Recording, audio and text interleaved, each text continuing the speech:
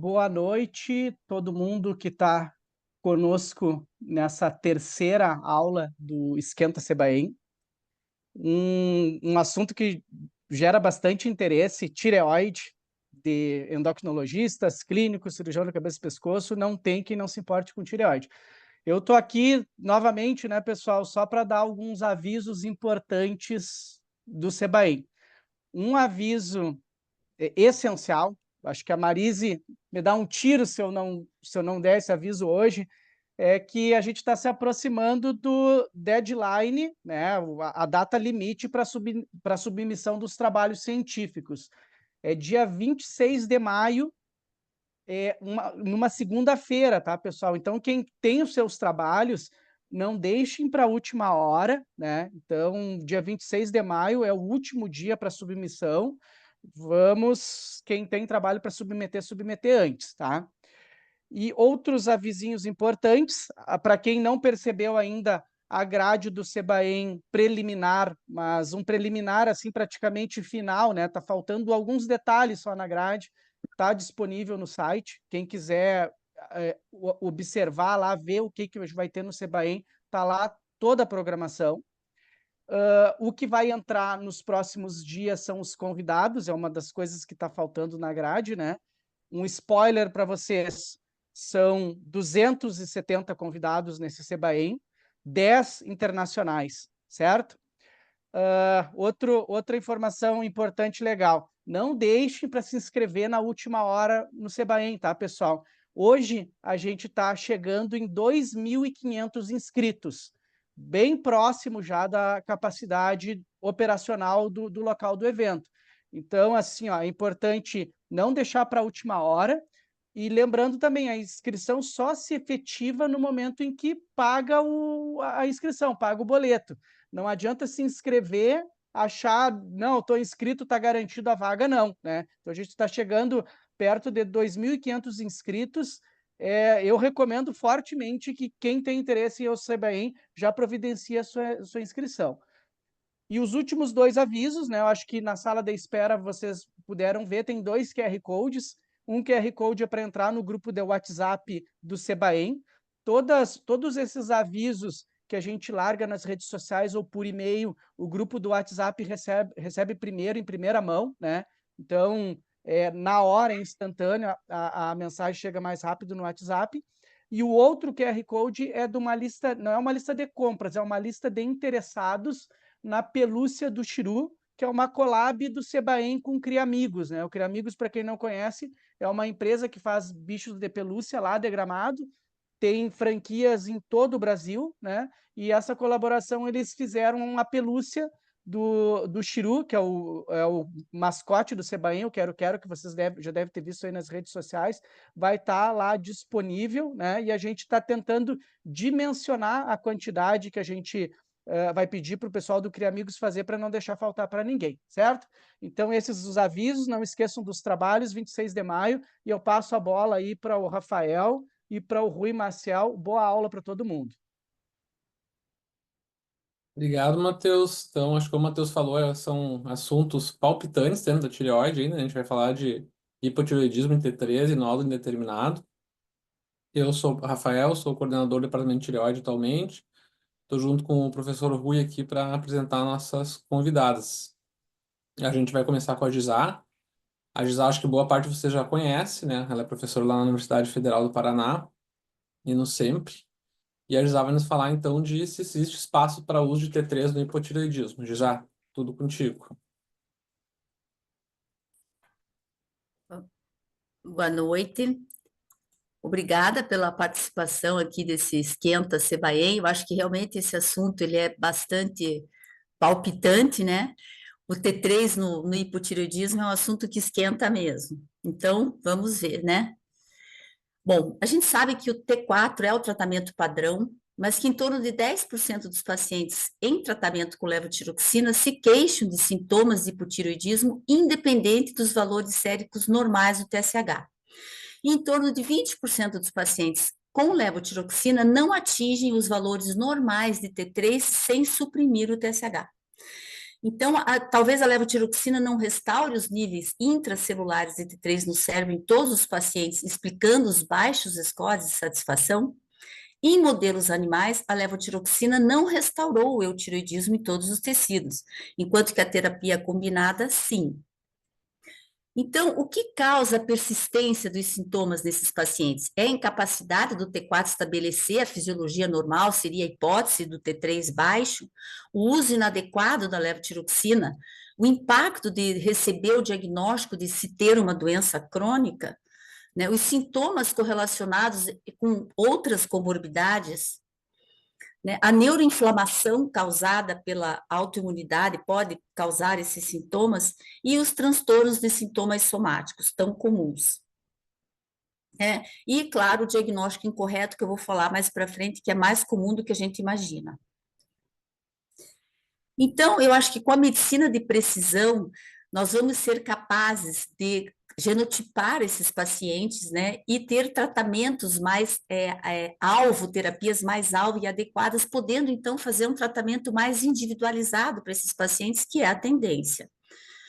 Então, vários trabalhos mostraram a insatisfação e o sofrimento psicológico desses pacientes tratados com levotiroxina. Eles acabam, sempre os pacientes com hipotireoidismo têm scores menores de depressão, de qualidade de vida, assim como também eles têm scores menores em relação aos padrões metabólicos, têm maior índice de massa corporal, usam mais estatinas, outros remédios como beta-bloqueador e antidepressivos. Então, qual que seria o racional para o uso da terapia combinada, né? Então, mesmo esses pacientes estando com o TSH no alvo, talvez a monoterapia não seja o suficiente, né? E considerando os polimorfismos e a variação da distribuição tecidual das deodinases, então é possível que realmente alguns tecidos permaneçam hipoexpostos ao T3, apesar do TSH e T4 normais. Então, a gente sabe que a normalização do TSH em pacientes em tratamento com monoterapia ocorre às custas de níveis séricos mais elevados de T4 livre, para compensar, talvez, essa ausência da secreção do T3. Né? Nós vemos, né, cada vez os trabalhos têm mostrado mais a permanência do T3 sérico baixo, apesar do TSH estar no alvo. Então, será que para esses pacientes a terapia combinada não seria, então, melhor, com uma melhor resposta, seria mais fisiológica, com uma melhor resposta clínica? Então, a gente sabe que na década de 80, então, começou o tratamento com extrato dessecado de tireoide. E foi usado, então, até a década de 70, tinha só como opção, mais até a década de 50, a opção o extrato tireoide, que é de secado de tireoide, que era o principal tratamento para o hipotireoidismo. Né? Na década de 50 foi descoberta a conversão do T4 em T3 pelas deiodinases, né? E na década de 50 começou a ser comercializada a levotiroxina, mas o extrato ainda era o tratamento dominante, né? Até a década de 70, quando com os ensaios do TSH começou-se a perceber que esses pacientes tratados com extrato, eles estavam sempre com super tratamento, na sua maioria.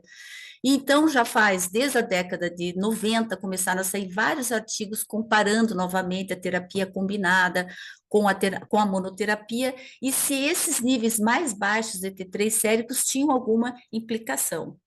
E 35 anos depois, nós ainda estamos discutindo se existe benefício da terapia combinada.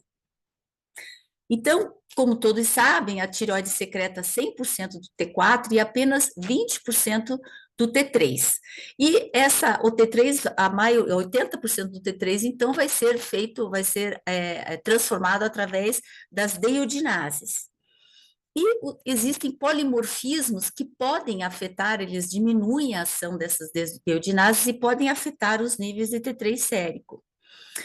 Então, as deiodinases, a D2, quanto mais T4, mais vai ocorrer o processo de ubiquitinização e mais as deiodinases vão ser degradadas, o contrário da deiodinase tipo 1. Então, quando o paciente toma levotiroxina, ele vai ter uma desproporção, ele vai ter mais T4 do que T3. E o que acontece é que ele vai diminuir, então, a atividade, mais T4 vai ter mais ubiquitinização, mais degradação das deiodinases. Mas as deiodinases no sistema nervoso central, elas são mais estáveis. Então, as deiodinases vão ser menos degradadas e mais T4 vai ser transformado em T3 e o TSH vai ser adequadamente reduzido. Perifericamente, essas deiodinases são menos estáveis. Então, vai ser a transformação do T4 para T3 vai ser menos eficiente. Então, nesse trabalho aqui, né, do Bianco, então, eles realmente demonstraram que existe diferença de sensibilidades das deiodinases em relação à tiroxina. Algumas são ubiquitinadas mais eficientemente pela tiroxina. Então, aqui o polimorfismo treonina, né, a pralanina na posição 92, eles fizeram estudos com animais homozigóticos, né, que eles possuem, então, esse hipotiroidismo-like em genes que são responsivos pelo T3. Então, esses animais, eles têm menos atividade física, dormem mais e possuem um déficit de memória a curto prazo. E quando tratados com o tratamento combinado, eles melhoraram e em relação até a monoterapia que não houve melhora. Vários trabalhos, então, demonstraram que não havia associação entre o polimorfismo e os níveis séricos de T3 em humanos, e alguns mostraram uma correlação positiva entre os níveis séricos de T3 e o polimorfismo. Nesse estudo aqui, que avaliaram 552 indivíduos com hipotireoidismo, o polimorfismo estava presente em 16%. E quando esses pacientes receberam o tratamento combinado, eles apresentaram uma melhora nos scores de qualidade de vida, porém não tiveram alteração nos níveis séricos de T3. Esse trabalho foi um trabalho também que evoluiu 140 pacientes submetidos à tireoidectomia total, que tinham TSH pré e pós-tireoidectomia equivalentes, e eles apresentaram os níveis séricos de T3 mais baixos, os pacientes que tinham o polimorfismo apresentaram os níveis séricos de T3 mais baixos pós-cirurgia. Então, os que eram monozigóticos tinham os menores níveis de T3 após a tireoidectomia, quando estavam tomando levotiroxina. Então, a gente pode concluir que nesse subgrupo de paciente com T3 baixo e polimorfismo de D2, a terapia combinada seria mais fisiológica. Esse é um trabalho com uma grande corte que avaliou o efeito do polimorfismo, né, tanto nos níveis hormonais como na qualidade de vida, e eles não viram, então, uma correlação entre o polimorfismo e a qualidade de vida e a função tiroidiana. Mas o comentário, então, é que esse score de qualidade de vida, ele é realmente pior mesmo nos pacientes que já são tratados com levotiroxina. Também não foi definido aqui a causa do hipotireoidismo nem a intensidade do hipotireoidismo. E 48% dos pacientes tratados não estavam com TSH no alvo, o que isso é muito comum, a gente sabe que vários trabalhos já mostraram isso. Aqui nessa pesquisa de satisfação sobre o tratamento de hipotireoidismo, né, eram 12 mil pacientes tratados com T4, T3 e T4 ou extrato dissecado de tireoide. E nessa pesquisa de satisfação, os pacientes que usavam o extrato dissecado de tireoide, eles tiveram maior índice de satisfação, e os que usavam monoterapia, o pior índice de satisfação. Mas não foi avaliada a preferência, se os pacientes tinham preferência pelo extrato, e também não foi correlacionado com níveis de T3, nem com polimorfismo. O extrato dissecado de tireoide, o problema é que ele tem uma proporção T4, T3, né, que não é fisiológica, é 4:1, então tem muito mais T3. E a preferência do extrato nos estudos foi associada à perda de peso. Né? A gente sabe que o T3 ele tem uma meia-vida mais curta, então vai fazer um pico em 2 a 5 horas após o uso do extrato. Né? E os pacientes que tiveram melhor performance eram os pacientes mais sintomáticos. E a gente sabe que a população tem, em geral, interesse por produtos naturais. Aqui nesses trabalhos que avaliaram o score de qualidade de vida e os testes de função, aqui tem o trabalho do nosso grupo, Kaminsky, nós vimos que a maioria dos trabalhos não viram diferença entre a monoterapia e a terapia combinada, entre os parâmetros laboratoriais e os testes de qualidade de vida. E também a gente tem que ver que a razão do T4, T3 era muito variável, né? Às vezes fisiológica e muitas vezes não, e concentrações bastante variáveis. Então, aqui nesse estudo feito pelo grupo da Holanda, eles viram que nem os sintomas, nem os níveis séricos basais, e depois os níveis após a terapia combinada, eles não se correlacionaram positivamente com os respondedores. Então, tanto os respondedores como os não respondedores tinham os mesmos níveis séricos de T3. Nesse estudo, Levólio, foi um estudo em que 70 pacientes receberam a terapia combinada, o T3 foi fracionado 12 horas, e 70 pacientes receberam a levotiroxina e placebo de 12 em 12. Eles avaliaram todos os parâmetros clínicos, qualidade de vida, marcadores tissulares, 12 e 24 semanas.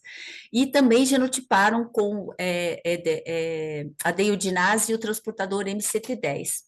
O grupo que usou terapia combinada precisou de maiores ajustes de dose devido à variação, né, à diminuição do TSH. Eles não tiveram diferença entre os grupos em relação aos marcadores tissulares, qualidade de vida, as variantes genéticas não influenciaram os resultados e os pacientes não tiveram preferência pelo tratamento combinado. Então, o tratamento combinado por 6 meses, ajustado conforme os níveis de TSH, não alterou nenhum dos parâmetros acima citados, a despeito do aumento da razão T3, T4. Esse trabalho aqui é muito, muito interessante, foi um trabalho muito bem feito, randomizado, crossover, duplo cego, em que eles compararam os 3 tipos de tratamento, T4, tratamento combinado e o extrato. Cada grupo ficou 22 semanas nos 3 tratamentos, né? E eles avaliaram parâmetros clínicos, a preferência do paciente, presença de polimorfismo e fizeram questionários tanto para sintomas de hipotireoidismo, como para qualidade de vida, como para memória e depressão. E depois o interessante, que é o que a gente seria o ideal que os trabalhos fizessem, eles dividiram os pacientes em subgrupo, aqueles que tinham menos sintomas médios e mais sintomas nesses scores. E daí avaliaram a troca do tratamento. Então, aqueles pacientes mais sintomáticos foram os que se beneficiaram com a terapia combinada. Eles apresentaram melhores scores e eles preferiram a terapia combinada. Então, aqui a gente vê que esse aqui são os pacientes de maior score, foram os pacientes que mais se beneficiaram com a troca da monoterapia para a terapia combinada. Esse estudo aqui, que é o Remote Patient Self-Assessment of Therapy, o EMPAThy, foi um estudo feito com 3.915 pacientes de 68 países diferentes, tá? Então, eles fizeram um questionário cognitivo, foi feito primeiro um estudo piloto, tá? E o que eles avaliaram, né? Primeiro o TSH no tempo do diagnóstico, e aqui a gente vê que, para começar, 16% dos pacientes que fizeram tratamento para hipotireoidismo tinham, na verdade, o TSH normal, não era o hipotireoideus, né? E 31% desses pacientes permaneceram com sintomas persistentes após o uso da levotiroxina. Claro, os sintomas não eram por causa do hipotireoidismo, que nem existia, né? Então, esses sintomas persistentes, novamente, né, seria pelo T3 baixo, pelas comorbidades, pela inflamação autoimune, diagnóstico errado ou transtorno somatoforme, né? Então, o que acontece? Os transtornos somatoformes, eles são muito comuns nos pacientes que têm hipotireoidismo quando comparados com pacientes controle. E esses pacientes que têm o hipotireoidismo e têm os transtornos somatoformes, eles são os que mais persistem com os sintomas, né? Então, o paciente que tem esse sintoma de hipotireoidismo, que foi erradamente diagnosticado e tratado com levotiroxina, é o paciente que vai persistir com o sintoma. E o paciente que tem o transtorno somatoforme e vai ser tratado com levotiroxina, ele vai persistir com os sintomas. O outro ponto que a gente tem que ter cuidado é com a euforia tireotóxica. Então, vários trabalhos já mostraram que doses suprafisiológicas de T3 melhoram o tratamento com antidepressivos, melhoram pacientes com fibromialgia, e também os atletas eutiroidianos usam T3 e teve alguns trabalhos que mostraram que eles têm uma recuperação mais rápida.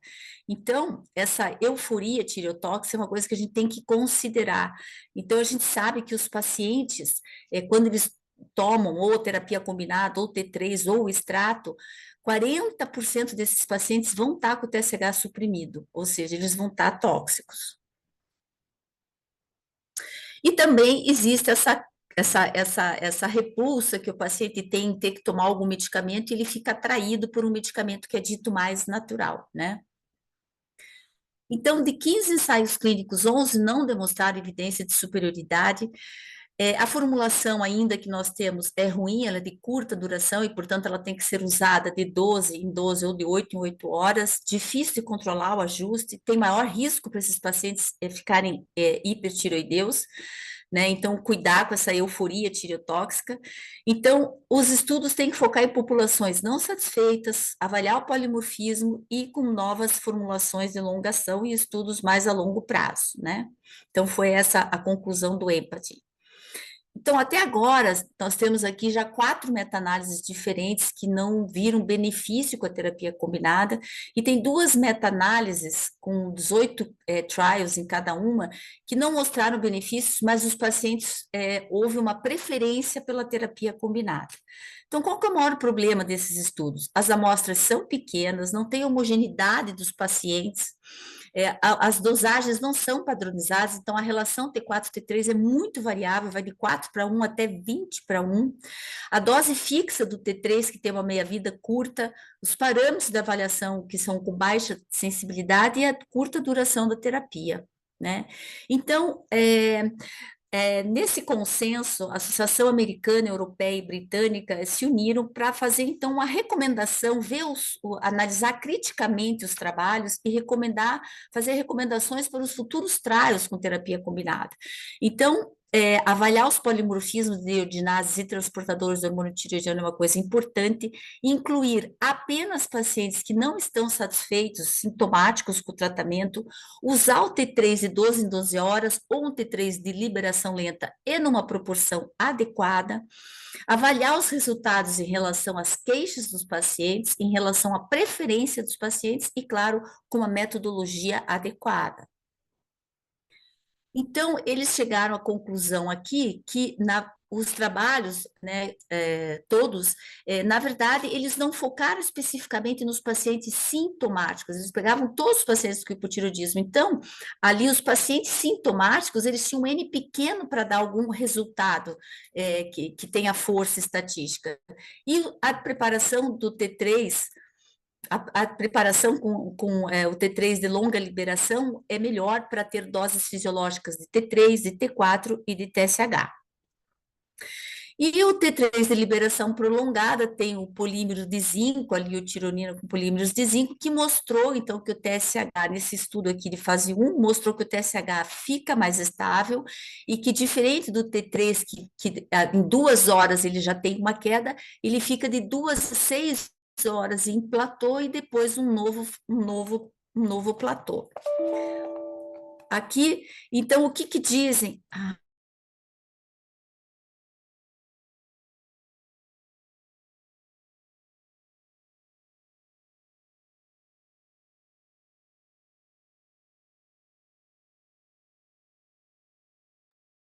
Eu acho que acabou a bateria da Gisela, pelo jeito.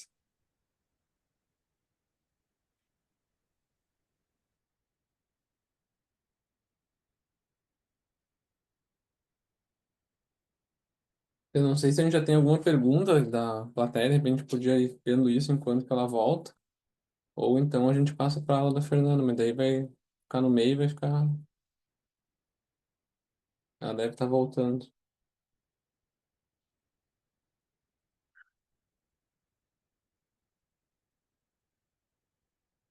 Você tá sem som aí, professor Rui. Eu queria fazer 2 comentários aí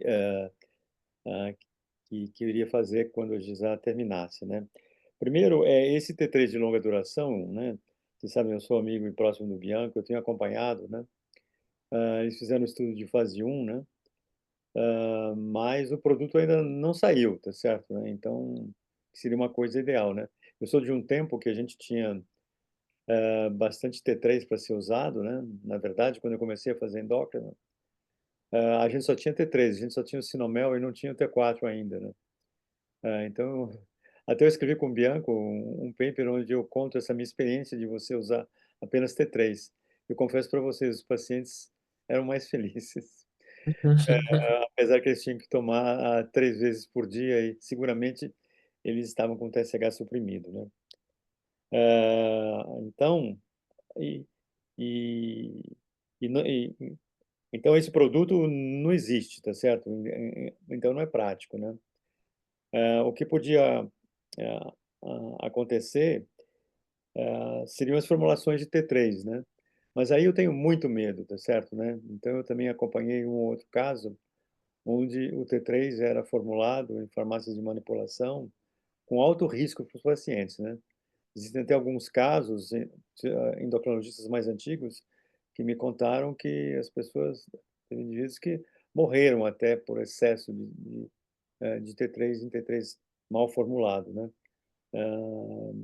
É difícil, né? A quantidade é muito pequena, e muitas vezes a farmácia de manipulação ela não consegue, né? Então quer dizer, eu não recomendo, né, que se use T3 formulado, tá certo? Considerando-se esse risco, né?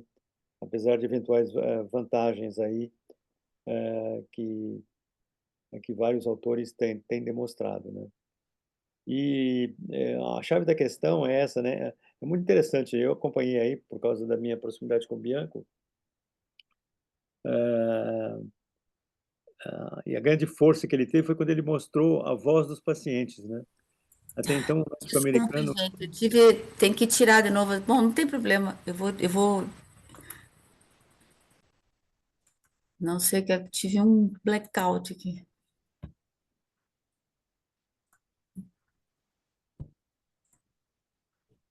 Mas só para hoje já só para terminar aí, Eu não tô sendo. Eu preciso que alguém me deixe eu participar de novo. Desculpa, gente, não sei o que aconteceu aqui. Pode falar. não é só para, quer dizer, eu estou enrolando aqui enquanto você volta, mas é que ah, eu já estava aí no final, né? Mas eu falo, o que deu força para o Bianco em todas as discussões foi quando ele chamou os Vem pacientes, cá, Maria, vem cá. e os pacientes mostraram que realmente eles não estavam satisfeitos, tá certo, né? Isso foi uma coisa fantástica que ele conseguiu demonstrar. E também que os pacientes que tomam o produto aí, né, o extrato, né, ele, naquela pequena porcentagem, eles são mais felizes, né? Não era só esses meus comentários.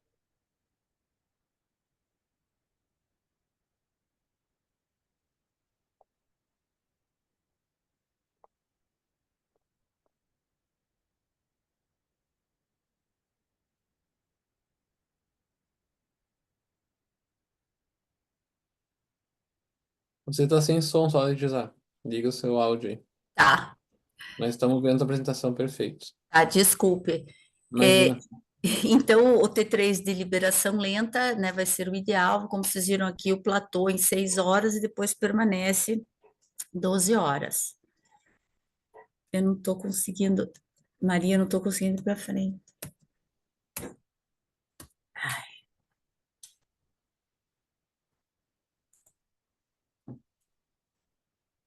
Bom, então, em relação às diretrizes, né, as diretrizes ainda não suportam o uso da terapia combinada, mas a europeia e a britânica, elas colocam que talvez naqueles pacientes que permaneçam sintomático, você possa usar como um teste a terapia combinada.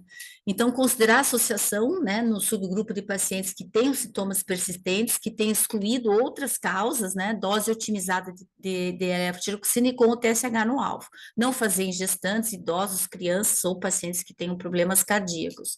Então, sempre afastar as outras causas, subotimizar, né, se o tratamento está subótimo, otimizar com levotiroxina, mantendo o TSH bem no alvo, ver os transtornos somatoformes, estresse, doenças crônicas, depressão, dieta, síndrome pausal, alterações de sono, diferenciar de outras doenças ou deficiências que possam causar os sintomas, né?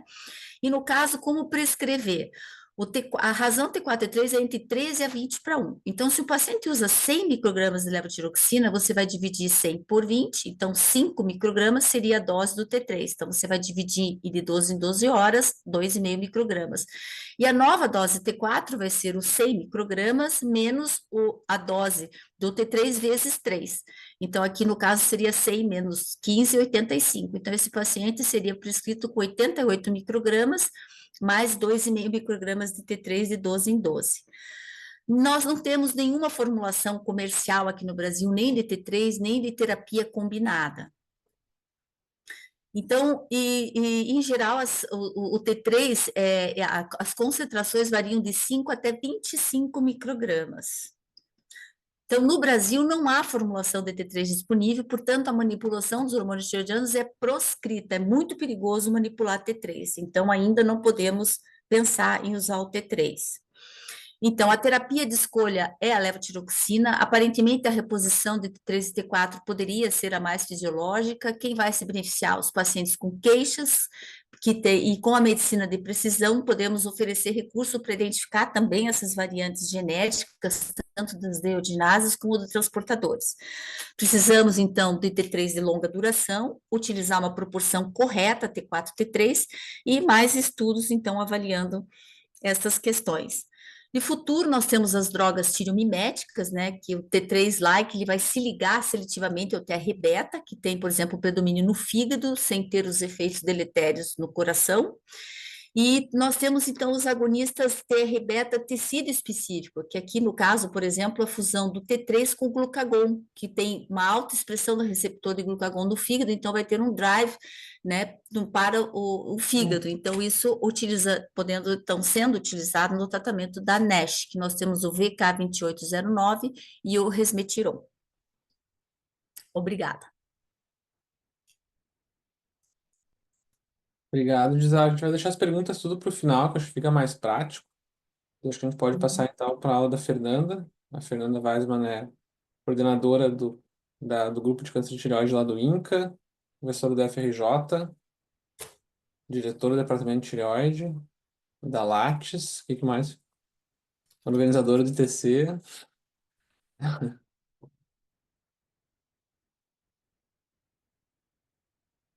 E vai falar pra gente de nódulos de tireoides indeterminados. Tudo contigo, Fer. Você tá sem som ainda, só. Você falou tanta coisa que eu já me senti sobrecarregada, não consegui aqui ligar o som.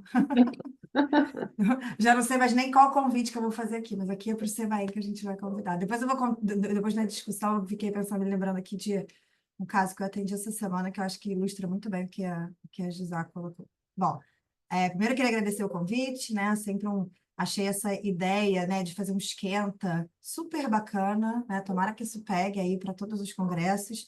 Como uma das organizadoras do programa de tireoide do Sebae, é impossível a gente conseguir colocar todos os temas, né, que a gente gostaria de falar. Então, a gente tem aqui um plus, né, de coisas que talvez não couberam na grade, ou que couberam na grade de forma diferente.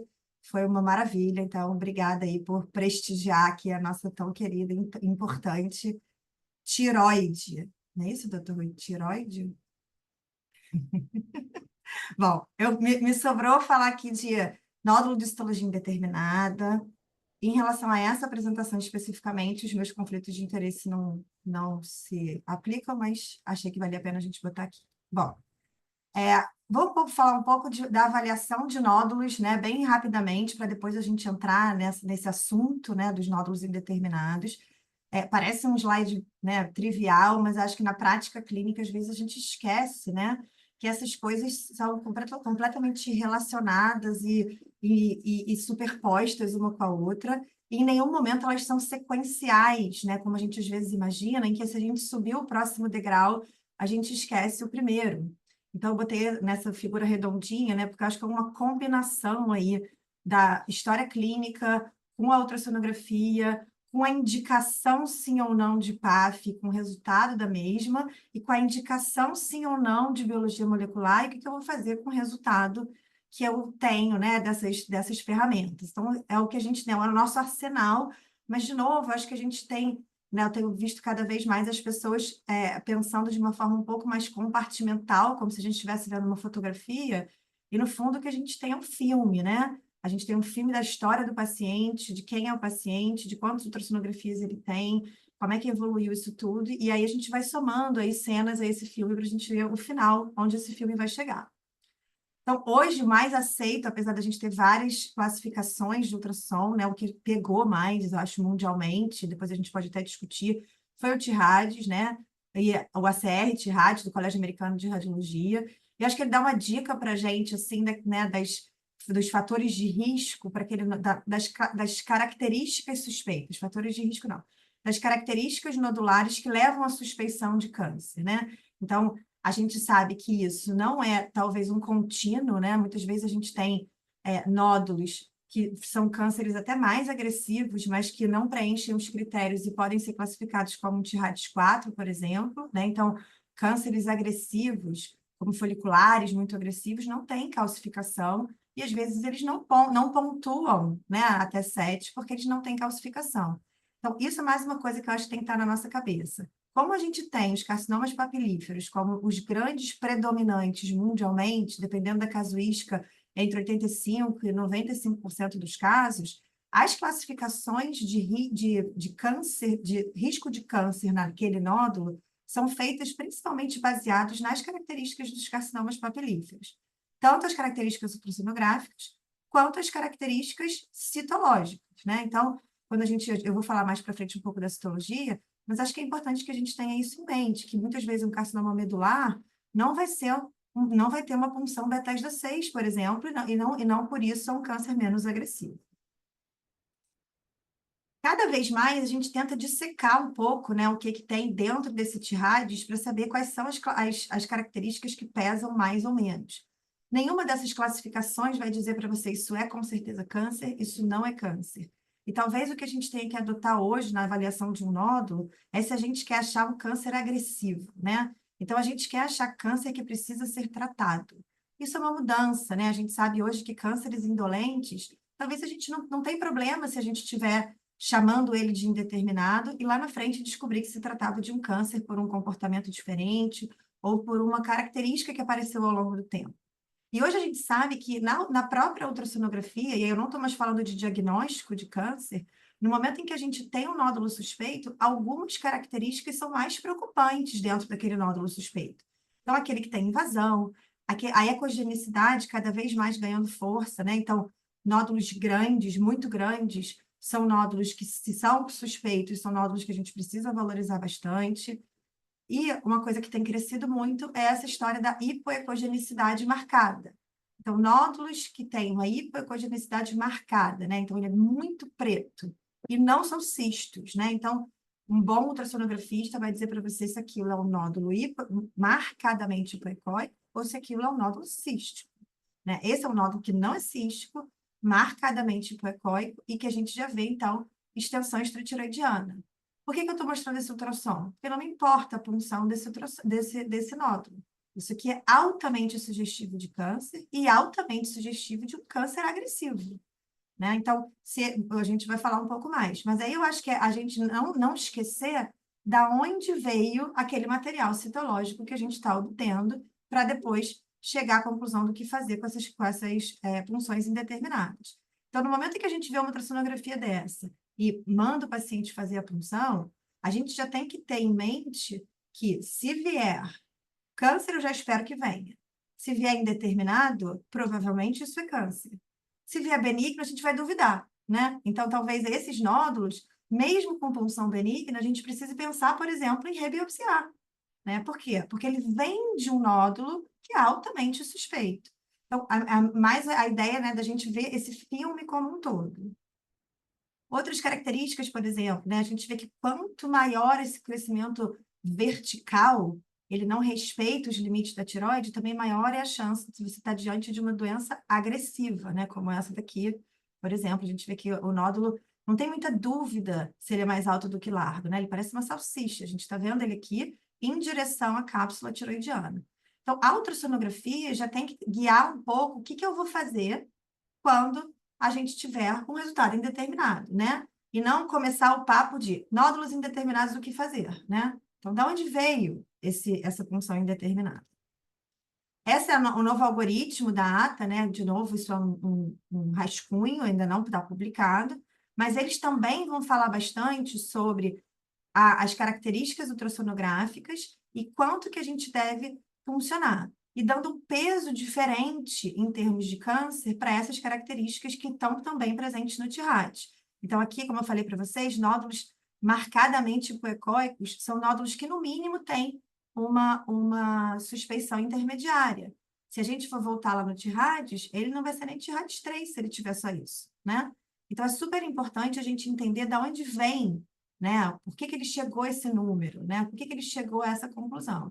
Por outro lado, se a gente tem um nódulo espongiforme, ele é sempre ou de muito baixa suspeição ou de baixa suspeição. Você não tem aqui nem intermediário nem alto. Isso aqui é um nódulo, né? Em princípio, se for bem feita essa ultrassom, benigno. Quando a gente fala da ecogenicidade, olha só, o nódulo isoecóico, ele raramente vai ser um nódulo que vai ter alta suspeição ou suspeição intermediária. E a punção, né? Por que eu estou falando disso antes? Porque a gente tem que entender que aquele nódulo foi corretamente indicada aquela punção, né? Se a gente for lembrar que eu vou falar de nódulos indeterminados, se é um nódulo que eu, de antemão, já nem teria indicação de punção, será que eu preciso mesmo seguir adiante naquela investigação de um nódulo indeterminado? Se ele foi inadequadamente chamado de indeterminado, inadequadamente funcionado? Hoje, por exemplo, eu recebi uma paciente que a gente viu, parecia uma tiroidite focal, não tinha nem nódulo direito, e ela veio com uma punção Bethesda 3. Né? Então, um nódulo que talvez nem tivesse indicação de punção, e a paciente estava super estressada. E aí, cada vez mais, outras características, né, vão ser levadas em conta, além do tamanho, para a investigação daqueles nódulos. Então, nesse novo guideline da ATA, o que eles estão prometendo é um range, né, uma faixa de tamanho para que a gente possa ou indique a punção. Né? E a gente sabe que algumas características da história do paciente vão pesar para a gente funcionar ele menor ou pender mais para a gente deixar aquilo crescer mais. Então, se a gente for ler com calma, a gente vai perceber que a idade do paciente é uma coisa importante. São pacientes mais idosos, talvez a gente não precise funcionar nódulos muito pequenininhos. Pacientes que já têm esse nódulo há muitos anos, então tempo de evolução. Pacientes que não têm fatores de risco. E isso vai colocando, então, a gente nessa balança, né, de funcionar ele menorzinho ou funcionar ele, esperar ver se ele vai crescer mesmo em algum momento. Né? Então, de novo, eles encorajando que a gente some essas coisas na decisão de funcionar, né? Obviamente, na interpretação do que a gente vai ver depois. Né? Então, só um spoiler do que aparentemente vai sair, mas a gente ainda não tem a versão final. Outro problema, né, foi quando a gente olha os estudos antigos, né, e novos, a gente sabe que a classificação de Bethesda teve uma nova atualização em 2023, e a categoria talvez que tenha mais mudado nessa história toda foi a categoria indeterminada. O maligno mudou porque eles incluíram os subtipos, né, de alto grau aqui no Bethesda 6. Mas a gente olha que na categoria 3 e 4, que são os ditos indeterminados, a gente tinha duas categorias para o Bethesda 3, era o AUS e o FLUS, né? Atipia de significado indeterminado e lesão folicular de significado indeterminado. E hoje, eles todos são chamados de atipia de significado indeterminado, e eles recomendam fortemente que a gente coloque se tem ou não atipia nuclear. Né? Então, quando a gente olha para os resultados antigos dos estudos, eles não contemplam isso aqui, e aí talvez a nossa prevalência de câncer nessa população seja pequena. E aí não é surpresa que a gente veja essa alteração no risco de malignidade quando a gente olha para a categoria 3 de 2017, para a categoria 3 de 2023 e para a categoria 4 também. Teve uma mudança para cima, né, quando a gente olha para essas duas categorias. Agora, será que isso é verdade em todas as populações? Só para vocês terem uma ideia, isso foi um estudo que a gente fez com os nossos pacientes, que já foi submetido, mas a nossa prevalência de câncer, por exemplo, no Bethesda 5, lá na nossa instituição, é 98%. Né? Então, na minha instituição, Bethesda 5 é igual a Bethesda 6. né? Então, será que eu posso aplicar esse mesmo risco de malignidade na minha instituição ou no meu, no ambiente onde eu trabalho? Isso também faz muita diferença quando a gente vai tomar condutas num nódulo indeterminado. Além disso, a gente ainda tem toda essa questão do NIFT-P, né? Que se a gente considerar como câncer, isso aumenta o risco de malignidade, porque a gente sabe que essas lesões, em geral, são indeterminadas na punção. Então, a gente tem essa amostra meio poluída por essa categoria indeterminada, né? Que não é nem câncer, nem benigno ainda, né? Ela talvez fique aí no meio do caminho. Então, acho que quando a gente vai, né, vendo quantas coisas influenciam nessa decisão, é importante que a gente tenha tudo isso em mente antes de pedir a punção, para já saber o que a gente vai fazer se vier indeterminado. Todos nós sabemos o quanto isso é angustiante para os pacientes, né? E, no fundo, o que a gente quer é fazer diagnóstico de câncer que precisa ser tratado. Aqui, só para a gente ter uma ideia do impacto dessa coisa do NIFT-P, né? Olha a diferença quando a gente inclui ele como câncer e quando a gente tira, né, nessa categoria 4, por exemplo. E aí entra lá na estatística básica, né, da aula da Faculdade de Medicina. Hoje eu estava falando sobre isso com os residentes.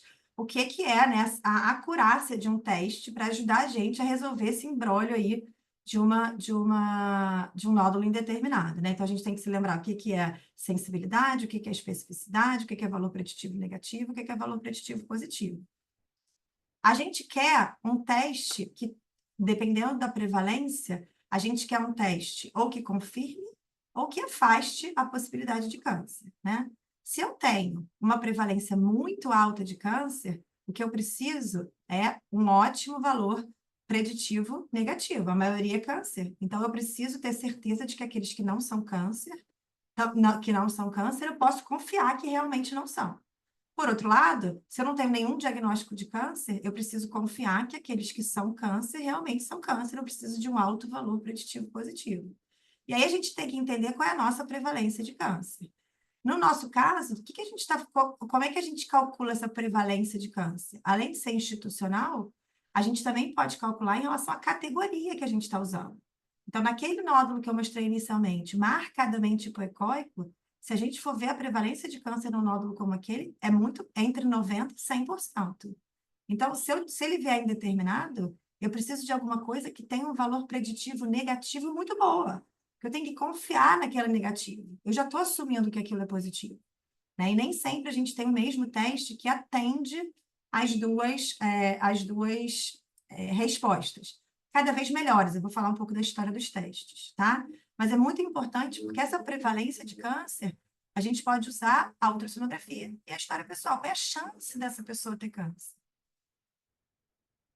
Um dos primeiros foi o Afirma, que a gente sabe que é um chip, né, um painel com vários genes e RNA. Então, é um gene, gene classifier, né? Eles fazem um pool de genes mais presentes em benignos, mais presentes em malignos, e tentam dar aí uma estimativa. Esse já é um estudo antigo, mas foi a primeira, né, o primeiro que surgiu aí para ajudar a gente nessa história. E aqui que a gente quer numa prevalência que a gente sabe que é em torno aí de 20% nessas categorias indeterminadas. Uma alta sensibilidade, né, e um alto valor preditivo negativo. Eu quero um teste que me diga que aquela lesão é benigna de verdade e que eu realmente não preciso operar. E isso foi verdadeiro, esse é o estudo original do New England, né? Eu sei que é antigo, mas eu acho interessante porque a gente olhar para trás, a gente vê o quanto isso tinha potencial, teoricamente, né? E depois se provou verdadeiro, de evitar cirurgias desnecessárias. Então, a gente não quer operar pacientes que têm um nódulo de suspeição intermediária e que não têm câncer, né? A gente vai causar uma doença em alguém que não tem, especialmente se fizer tiroidectomia total, e talvez com os problemas que a Gisá acabou de colocar, né? O cara não se sente bem e leva tiroxina, eu preciso pensar se eu vou fazer T3, aí ele tem aquela outra síndrome que piora os sintomas. Então, a gente criou uma doença para alguém que não tinha nada. Irreversível, né? Porque o paciente tirou a tiroide já era. E aí a gente tem que entender que, dependendo da probabilidade pré-teste, esses testes vão funcionar de forma diferente, né? Então, a mesma coisa aqui, se a gente diminui a prevalência, o nosso valor preditivo positivo cai muito, né? Então, a ideia aqui era manter mesmo o valor preditivo negativo. Então, a gente teria esse teste como teste que afaste, né, a possibilidade de operar. Então, a gente quer pacientes que realmente não tenham câncer com uma citologia indeterminada. Por que ele não é indicado para pacientes com doença com Bethesda 2 ou 5 e 6? Porque a probabilidade pré-teste do 2 ser benigno e do 5 e 6 ser maligno, ela não justifica que a gente faça esse teste molecular, porque só a citologia já tem uma acurácia muito boa. Em seguida veio o ThyroSeq, que já tem aí várias versões. Eles foram acrescentando muitos genes que, em geral, estão presentes na malignidade, né? Então, em princípio, ele era um teste que a gente chamava de rule-in lá atrás, né? Que era um teste que servia para confirmar a probabilidade de câncer. Mas como eles foram, né, sofisticando esse teste, a gente hoje vê que ele tem uma acurácia, tanto o valor preditivo positivo quanto o valor preditivo negativo, bem interessantes, né? Para a gente usar na prática clínica. E eles foram adiante, né? Então, isso é um slide que é feito pelos fabricantes do ThyroSeq, né? Então, isso não é um estudo de uma instituição independente, mas que, inclusive, dependendo da mutação que eles encontram, eles, inclusive, né, inferem o que provavelmente a gente vai encontrar no pós-operatório e também propõem um tipo de tratamento, né? Então, a gente pega aqui uma citologia indeterminada e veria aí todas essas diferenças em termos de mutações que eles apresentam, né? Acho que a grande crítica aqui é que nódulos são esses que foram funcionados, né? Porque a gente sabe que algumas mutações, por exemplo, o Rasch-like, podem estar presentes em doenças benignas, né? Então, será que a gente tem essa probabilidade mesmo? Ou aqui eles só estão considerando nódulos que realmente tinham indicação de punção e que realmente tinham uma imagem que era funcionável, né? Que a gente tinha indicação mesmo de investigar. Então, essas prevalências eu acho que a gente precisa entender um pouco melhor. Mas é bem interessante porque a gente já começa a ter um teste que não é binário, positivo ou negativo, né? Ele talvez possa dizer para a gente, inclusive, critérios de agressividade, que é aquele câncer que a gente quer fazer diagnóstico precoce. Na prática clínica, né, diferente do que dos estudos dos próprios laboratórios e da validação do teste, a gente vê que não é bem assim, né? Então, esse é um estudo super interessante, não é tão recente, mas com um N bem grande, e que eles viram que a performance dos testes não era tão diferente quanto eles se propunham lá atrás, né? E aqui, o ThyroSeq versão 3, o AFIRMA não é a última versão nesse estudo. Mas quando a gente olha para esse lado aqui do slide, a gente percebe que o que faz bastante, o que tem bastante impacto nesse teste é realmente o valor preditivo negativo, né? O AFIRMA dizia que ele tinha um valor preditivo positivo muito bom e que eles não diferem tanto assim entre si, pelo menos nessa coorte que foi estudada e publicada no JAMA. E aí a gente tem o teste nacional, que é o que a gente usa na prática clínica aqui no Brasil, né? É o MIR-Type, que se propõe a mesma coisa, né? Então, ele tem a ideia do MIR-Type também era ter uma alta sensibilidade e um alto valor preditivo negativo. Esse estudo é da validação, né, do teste. Então, obviamente, na corte de validação, em geral, a gente tem resultados muito bons mesmo, né? Então, aqui a gente tem na corte de validação uma sensibilidade de 94%, com valor preditivo negativo de 95,9%. E quando a gente faz uma validação externa, isso, em geral, né, se acomoda um pouco e não fica assim, né, tudo 100%.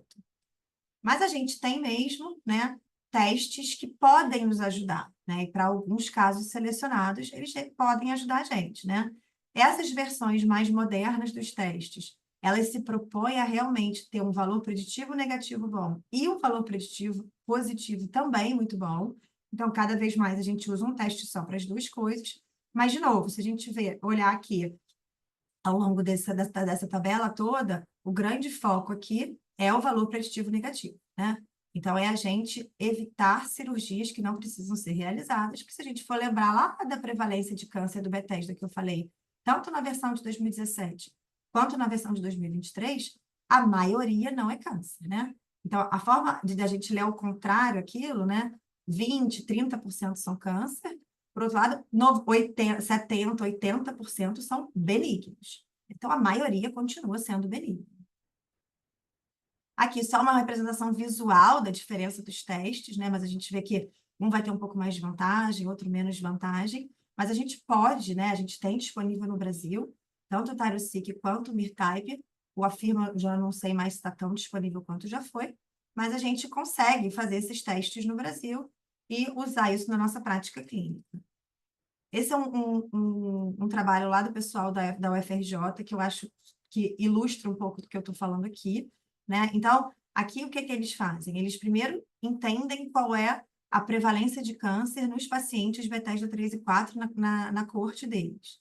Além disso, da onde veio aquele nódulo, né? Então, se ele veio de uma ata de baixa suspeição, a malignidade é muito baixinha e talvez a gente não precise fazer nada, né?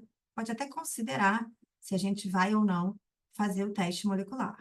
Por outro lado, se a gente tem uma alta suspeição com atipia nuclear, na casuística deles, 70% desses nódulos eram câncer. Se a gente for pensar na proporção disso aqui, equivale a um Bethesda 5. Porque eu não preciso de teste molecular para resolver meu problema, né?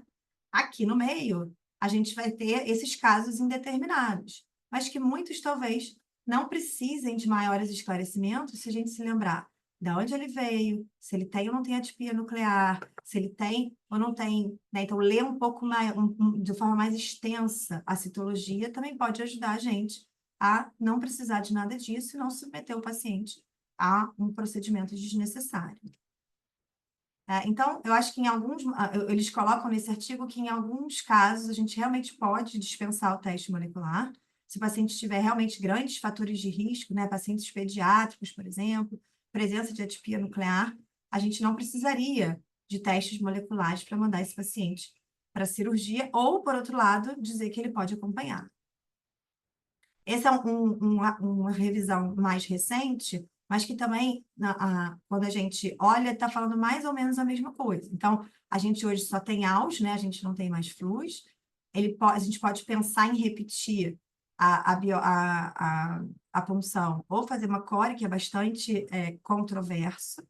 A taxa de mudança de diagnóstico de Bethesda 3 é pequena, se for um bom patologista que fez que leu a citopatologia, e se isso foi feito por um bom ultrassonografista que funciona realmente a área mais suspeita do nódulo. Então, a taxa de mudança de conduta para repunção é pequena, mas a gente pode fazer isso. Pode mandar rever a lâmina, né, para a gente tentar resolver. Nos pacientes com Bethesda 4, menos ainda, a gente não teria indicação de repunção. E aí, olha só o que ela fala, tá vendo? Todos as características da história pessoal, né? Tem ou não tem irradiação cervical na infância? Todo mundo na família teve câncer da tireoide. A vontade do paciente, né? O doutor Rui estava falando agora um pouco de como que o Bianco botou, né, em evidência a questão da sensação dos pacientes. Cada vez mais a gente tem uma medicina dividida com os pacientes. Então, a gente pode perguntar se eles querem ou não querem operar. Doutora, eu não quero nem saber o que é isso, eu não vou operar. Vou fazer mil outras. Então, a gente tem que entender também qual é a demanda dos pacientes, né? Checar a ultrassonografia, ver se aquele nódulo é ou não é de alta suspeição, checar a citologia e discutir, a gente pode discutir mais para frente se a gente mede ou não calcitonina nesses nódulos. Se a gente tem tudo isso positivo, nódulo de alta suspeição, atipia molecular, ou calcitonina positiva, ou esses fatores de risco da história, a gente não precisa saber se esse doente tem ou não tem alguma mutação. Esse paciente tem indicação de cirurgia. Por outro lado, se a gente não tem nenhum deles, talvez esse paciente seja um candidato. A gente hoje tem chamado de active surveillance, né, vigilância ativa, mesmo nódulos indeterminados. Então, se a gente está vigiando câncer, por que a gente não pode vigiar nódulos indeterminados, né? Então, isso é uma coisa para a gente pensar um pouco. E a outra coisa, se ele tem tudo intermediário, aí talvez a gente realmente precise ir para a próxima etapa da investigação não invasiva, que seriam esses testes moleculares. Né? Eu acho que esses testes moleculares, eles vêm mesmo para ajudar a gente nesses casos indeterminados, né? Tem casos que realmente a gente fica em cima do muro. Tem muitas vezes que o paciente quer fazer uma coisa, mas a gente acha que ele tem que fazer outra. E muitas vezes a gente pode usar esses testes moleculares para, né, ou definitivamente convencê-lo de não operar, ou convencê-lo de que ele precisa tirar aquele nódulo que não está, né, não tá legal. Mas é importante que a gente conheça a validade clínica dos testes, né? Saber se aquilo se aplica à nossa população, conhecer a prevalência de malignidade, além da população, na categoria que a gente está estudando. Aquele paciente, qual é a chance daquele paciente ter câncer, né? Ainda tem um custo elevado, isso não foi aprovado na ANS, né? Então, a gente sabe que os planos de saúde não cobrem esses testes, né? No SUS, então, nem se fala. A disponibilidade, ela é restrita entre aspas, né? A gente sabe que nacionalmente a gente consegue fazer, mas em municípios menores, né, pessoas que moram mais longe, isso ainda assim fica difícil, então a gente consegue fazer em todos os estados, mas o Brasil, vocês sabem também quanto eu, tem pessoas que têm muita dificuldade de fazer ultrassom, quanto mais essas coisas, né? Tem uma curva de aprendizado em relação à qualidade do material, então não adianta uma punção mal feita ser resolvida com teste molecular, né? Então a gente tem um nódulo altamente suspeito, foi mal puncionado, veio uma punção indeterminada de uma área, por exemplo, que não é a área mais suspeita do nódulo, você manda isso para o teste molecular. Isso vem benigno e ainda assim você está diante de um câncer, né? Então, nódulos grandes, por exemplo, a gente tem que tomar muito cuidado com a área que foi funcionada, né? Quando a gente começa a ver o estudo patológico desses pacientes, muitas vezes o câncer não está no nódulo todo, né? Às vezes ele está numa parte, especialmente se for um nódulo misto, ele tem uma parte cística e uma parte sólida. Então, a gente tem que tomar muito cuidado com isso. A diversidade das mutações, então, cada vez mais a gente está descobrindo drivers para o câncer papilífero da tireoide, então, provavelmente, isso pode mudar, né, a acurácia dos testes, e eu acho que isso ainda é um processo em desenvolvimento, mas que já está na nossa realidade. Então, a gente tem casos que realmente isso ajuda bastante, mas eu não vejo, eu acho que a gente tem que tomar muito cuidado para não fazer, né, dizer a inteligência artificial vai ajudar ou atrapalhar, mas para não fazer essa coisa de setinhas, né? Então, se a gente botar lá o que fazer com o nódulo TIRADS 4 Bethesda 3, aí vai vir lá teste molecular, né? Sem essa filigrana, né? Esse cuidado de entender por que ele é TIRADS 4, quem é a pessoa, ele foi Bethesda 3 por quê? O que ele tinha ali? Ele tinha microfolículos ou ele tinha atipia nuclear? Então, acho que isso são detalhes que podem resolver o nosso problema sem a gente precisar de grandes coisas, mas olhando com atenção o que a gente está recebendo como clínicos. Então, ele é capaz de alterar, mas acho que a gente tem que ter uma conduta clínica que ele vai modificar o que a gente vai fazer com o resultado. Então, se ele vier positivo, nós vamos operar, se ele vier negativo, nós não vamos operar, tudo bem? Aí a gente faz, né? O paciente fala para você, eu vou tirar de qualquer maneira, não tem por que a gente fazer teste molecular nesses pacientes. Né? A gente vive hoje uma cancerofobia, né? O paciente não quer saber disso no meu pescoço. Tira, né? Então, a gente não se justifica. Queria agradecer e dizer que a gente se vê em Gramado para discutir mais. Obrigado, Fer. Ótima aula. Não sei se o professor Rui quer fazer algum comentário agora da aula também. Fez um comentário da Gisela, agora faz um comentário da Fernanda também, para ser. Tá Eu sendo vou me seu sentir... som, professor. Obrigado, Rafael. Não, eu só. É muito interessante, né? No começo, quando a gente estava aqui, antes de entrarem os ouvintes, nós estávamos discutindo sobre o COPEN, né? E eu tive a sorte de assistir 3 apresentações ótimas no COPEN, né? Uma da Rosa Paula, sobre as novas diretrizes de câncer, a outra da Rosália, sobre as novas diretrizes do nódulo, parecido com o que a Fernanda aí apresentou, né? E também da Débora Danilovic, sobre todos esses testes, tá certo, né? E todas falaram que essas 2 novas diretrizes, seja de nódulo, seja de câncer, pode ser, da American Thyroid, pode ser que apareçam no ITC. Você, como no programa, você não viu nada disso, né? Eu acho que os americanos, eles vão fazer o ITC, eles vão fazer o ATA Meeting só para mostrar essas 2 novas diretrizes que todo mundo está aguardando, né? Mas parabéns aí pelas 2 apresentações, né? Vocês 2 falaram o que eu gostaria de ter falado. E o Gisele, enquanto você estava fora, eu falei que a gente não pode fazer T3 formulado. Você foi muito mais enfática do que eu, né? Porque apesar de ser proibido, né? Tem gente que faz, né? E é uma coisa de muito risco, né? E não deve ser feito. A gente tem que aguardar, né? Eu perguntei para o Bianco até recentemente, e ele falou que ainda quer dizer, está com dificuldades, está certo de montar a fase 2 e 3, né? Mas que ele tem conversado bastante com o FDA para progredir esse T3 de longa duração. Mas agora, com todas as mudanças aí no FDA, eu nem sei como é que a coisa está, né? Eu cheguei a trazer o Bianco aqui no Brasil para apresentá-lo para outras farmas aqui, né? E algumas até tiveram interesse em, quando o FDA for aprovar, fazerem o teste aqui, tá certo? Mas eu acho que agora tudo tá meio on hold, né? Obrigado, viu, Rafael, pela oportunidade aí de falar. Imagina. A gente E agradece. Diz, acho que pode terminar só para. Tem algumas perguntas aqui. As perguntas são todas basicamente a mesma. Assim, o pessoal perguntando como usar T3. Tá? Eu imagino que a gente vai usar em um paciente que já vem usando T4, né? Porque para definir que o paciente tem sintomas, né, residuais, ou enfim, os sintomas persistentes, a gente vai, na verdade, trocar de T4 para T4 mais T3 quando for fazer isso em algum paciente muito selecionado. Tu colocou ali no slide, mas acho que o pessoal talvez não tenha pego. Tu pode explicar de novo, assim, mais ou menos como é que a gente pode fazer? Eu acho que é um paciente muito, muito bem selecionado, né? Que são pouquíssimos pacientes. A maioria dos pacientes fica muito bem com a levotiroxina, tá?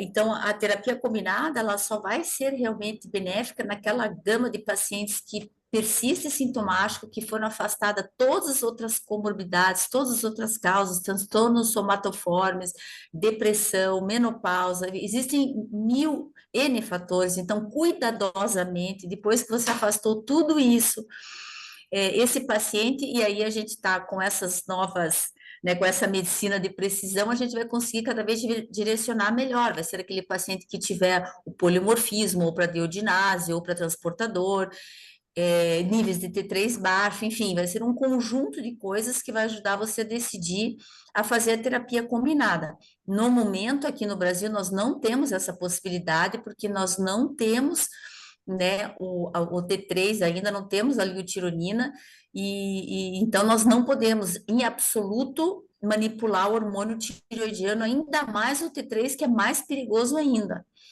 Né? Então, aqui nesse momento a gente não tem essa possibilidade, mas quando tiver a possibilidade, mesmo assim, será num grupo muito seleto de pacientes. Muito ótimo. Tem uma pergunta para a Fernanda? Pode, claro. Claro. Eu queria Então, saber pega leve, pega leve. e quando que você faz a core biópsia? Eu tenho uma implicância com a core, mas assim, existe alguma situação, né? Eu acho que é muito, muito raro ter que fazer, né? Assim, para te falar a verdade, eu também não sou uma fã da core biopsy, né? Eu acho que a gente tem que tomar também, é isso que a gente está conversando, né? O Bethesda é uma classificação citológica. A core não é citologia, né? Você faz uma biópsia e você está vendo histologia, né? Às vezes, né, para diferenciar, quando é tudo indeterminado, um nódulo grande, talvez uma lesão que tenha muito mais uma característica folicular do que papilar, né, que é mais raro ainda, e você está na dúvida, né, se aquilo é um adenoma folicular grandão ou se é um carcinoma folicular minimamente invasor. Talvez isso possa ter, e aí estamos falando no contexto de nódulo, né? A gente acaba até, às vezes, fazendo core para fazer diagnóstico de anaplásico, por exemplo, quando tem muita necrose e tal, mas aí acho que é uma outra situação, não é disso que a gente está falando, né? Então, assim, às vezes esses nódulos, né, que tem uma carinha bonitinha, porque os carcinomas foliculares minimamente invasores, eles têm cara de benigno no ultrassom, né? Eles parecem o adenoma mesmo, porque eles têm um comportamento biológico muito parecido, eles são cânceres de baixo risco. Então, a imagem ultrassonográfica também é assim. Então, às vezes a gente tem um nódulo que está crescendo muito, você biopsia, ele é benigno, você biopsia, ele é benigno, mas ele não para de crescer, é muito vascular, enfim. Às vezes, em algum momento, isso pode te ajudar. Eu te confesso que eu faço muito pouco, assim, não me lembro a última vez que eu fiz, mas a gente tem alguns casos que isso ajudou. Mas acho que isso envolve uma conversa, né? Quem faz, em geral, pelo menos aqui no Rio, são os cirurgiões que fazem essa core, né? Então, às vezes, alguns radiologistas que fazem isso. Aí seria um outro ambiente, né? Porque a chance de sangrar é um pouco maior do que uma citologia, então tem que ter toda uma preparação. Mas eu uso muito pouco, assim. Acho que tem pouca utilidade. Mas está lá como opções para resolver essa questão indeterminada, você tentar pegar um pouco de material e ver se tem invasão ou não. Acho que seria nesse contexto, mas na prática a gente realmente usa muito pouco. Ótimo. Pessoal, acho que avançamos até no horário. Fê, Regina, muito obrigado pelas aulas. Professor Rui, muito obrigado por participar também. E nos encontramos todos em Gramados para Prazer. fundir, tomar um vinho. Vai estar É frio já. isso. E quem não conhece o Cria Amigos é porque não tem filho pequeno, porque esse Cria Amigos todo mundo ama. Vem coração, cordão umbilical, né, Matheus? Vem tudo isso no Cria Amigos, não vem? Vem, e deixa eu dar um outro spoiler. O Cria Amigos, o Quero Cria Amigos, vai ser enchido lá na hora, então vai ter todo aquele processo. Vai ter o cordão umbilical, vai ter a certidão de nascimento. Só que ao invés de coração, ele vai ter ou uma tireoide ou um pâncreas. Não, ou não, ou não. Vamos ter Dá só para pôr os tireoide. dois se Pode quiser cortar esse também. pâncreas. Eu já sou avó de unicórnio, você é avó de quero agora. É, isso aí. A tireoide é tão mais bonita. Não é? Ah, não tem nem É. comparação. Então tá, pessoal. Boa noite a todos. Obrigado pela participação. A gente Muito obrigado. Boa noite, pessoal. Obrigado, Boa professor. noite, tchau, Boa noite, tchau. tchau, tchau.